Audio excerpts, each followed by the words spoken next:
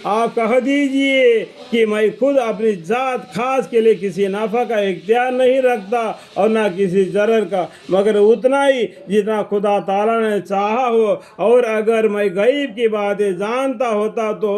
میں بہت سے منافع حاصل کر لیا کرتا اور کوئی مضرت ہی مجھ پر واقع نہ ہوتی۔ میں تو محض احکام شریعہ بتلا کر ثواب کی بشارت دینے والا اور عذاب سے ڈرانے والا ہوں، اور لوگوں کو جو ایمان رکھتے ہیں وہ اللہ تعالیٰ ایسا قادر و منعم ہے جسے تم کو تن واحد یعنی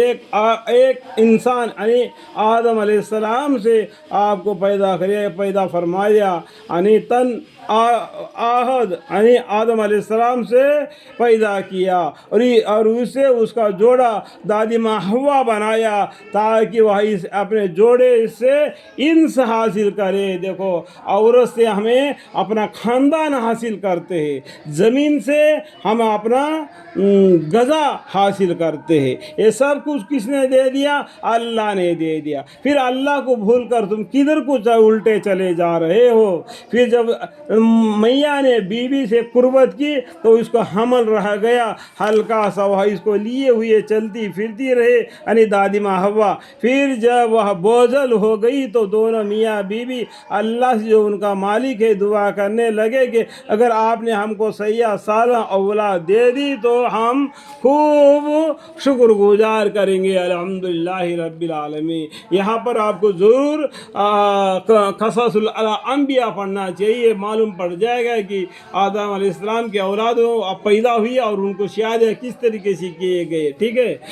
جب اللہ تعالیٰ نے ان دونوں کو صحیح سالم اولاد دے دی تو اللہ کی دی ہوئی چیز میں وہ دونوں اللہ کے شریک قرار دینے لگے، سو اللہ پاک ہے ان کے شرک سے، الحمدللہ اللہم اغفر لی۔ کیا اسے کو شریک ٹھہراتے ہو جو کسی چیز کو بنا نہ سکے اور وہ خود ہی بنائے جاتے؟ دیکھو، یہ اللہ تعالیٰ نے ہم کو بنا دیا، اللہ تعالیٰ ہم کو بنا دیا، ہم اپنے ہاتھوں سے مٹی سے پتھر سے لکڑی سے اور کوئی معبود کو بناتے ہیں اور اس کے سامنے کھڑا ہو کے اور اس کو عبادت کرتے ہیں، یہ بالکل شرک ہے۔ اللہ تعالیٰ شرک کو کبھی نہیں معاف کرے گا۔ ان آیتوں سے آپ کو کیا معلوم ہو رہا ہے؟ اللہ ہم کو پیدا کر دیا، ہم کون ہوتے ہیں اللہ کو پیدا کرنے والے، اللہ کو بنانے والے ہم کون ہیں؟ اللہ کو ہم نے دیکھا ہی نہیں۔ موسیٰ علیہ السلام نے آپ دیکھنے کا کوشش کی تو بے ہوش ہو گئے، اور ہمارے پیغمبر صلی اللہ علیہ وسلم بھی اللہ کو نہیں دیکھے، اور بغیر دیکھے ہوئے آپ نے اللہ کی صورت شکل کیسا بنا سکتے ہیں؟ کسی بھی صورت میں نہیں بتایا، جیسا کہ قل هو اللہ اللہ الصمد لم یلد ولم یولد ولم یکن له کفوا احد، اور ان کو کسی قسم کی مدد بھی نہیں دے سکتے اور وہ خود اپنی بھی مدد نہیں کر سکتے۔